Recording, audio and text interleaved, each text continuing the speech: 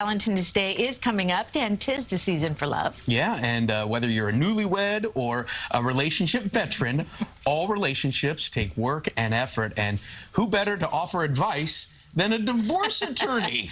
That's where James Sexton comes into play. He's an attorney, and you're also the author of the new book, How to Stay in Love. Thanks so much for being here. Thanks for having me. Well, this one needs your advice. Yeah. Because boy. I'm just saying, Steve is a newlywed. You were married about 6 months ago. 6 blissful months so far. And we don't want you to end up in his office. Right. And I love the scientific approach here because the idea is figure out where you don't want to go and make sure you don't do those things. 100%. That's why a divorce attorney is the perfect person to write a book like this. And you're in the perfect spot actually to read the book, and I'm not just saying that to push it on you. The truth is you're as a newlywed, you have an abundance of optimism and an abundance of affection. 6 months ago, you said there's 7.3 billion people in the world. I'm picking this one. Right. So when you have that level of optimism, if you can keep it, maintain it, that's the place to be. And that's what the premise of the book is. By the time you walk into my office or any divorce lawyer's office, it's so far gone.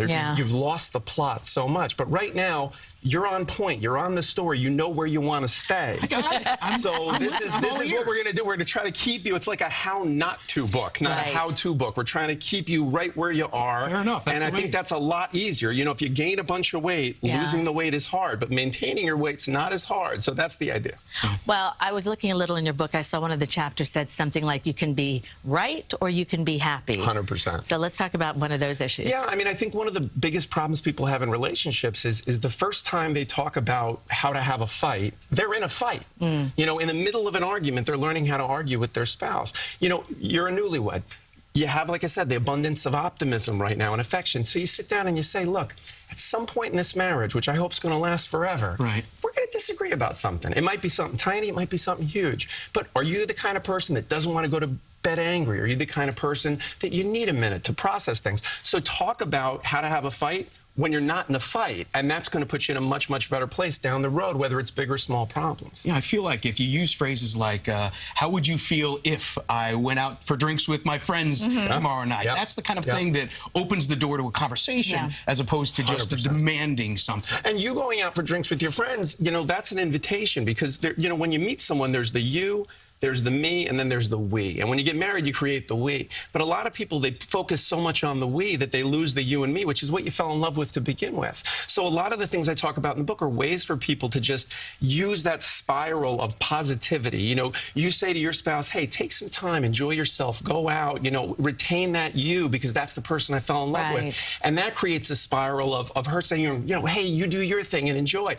The reality is a lot of marriages, the ones that end up in my office, they go the other way with that spiral, which is, why should you go out with your friends? I haven't been out with my friends. And the answer to that is, okay, great, we'll both be miserable then. We can both stay home and not be happy and not fulfill ourselves. So that's the idea. A lot of times when I interview people who've been married for many, many decades, they'll say it's all about communication and each having their own thing. Absolutely. You know, so having independent lives in a sense. What are some of the other practical tips that you give in your book? Well, I think, you know, no single raindrop's responsible for the flood, you know?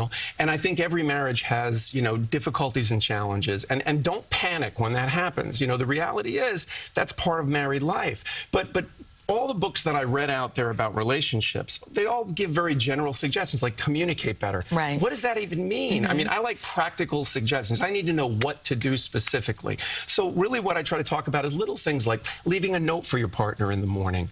You know, little tiny things that don't take a lot of time but build a lot of goodwill. And I talk a lot about the ways that I see the wheels come off of marriages. And those are small disconnections that eventually lead to big marriage killers like adultery or financial impropriety. And I really try to talk to people about ways that you can keep those little connections because we lose our marriages the same way we go bankrupt, which is very slowly and then all at once. Real quick, we only have a few seconds, but how good was this for you after spending an entire life talking with people that are at the end of it to be able to turn it around and show the positivity? It's almost cathartic in a way for you to release this and go the other way. 100%. I have to tell you, it felt really good. Like I could get a little good, after facilitating the demise of thousands of marriages for 2 decades, this was a little good karma for me right before Valentine's Day. See, so you can go to the opposite end of the spectrum if you can. Absolutely. Well, thank you so much for and your enthusiasm is great. I like it. You're going to take a copy. You guys are going to do well.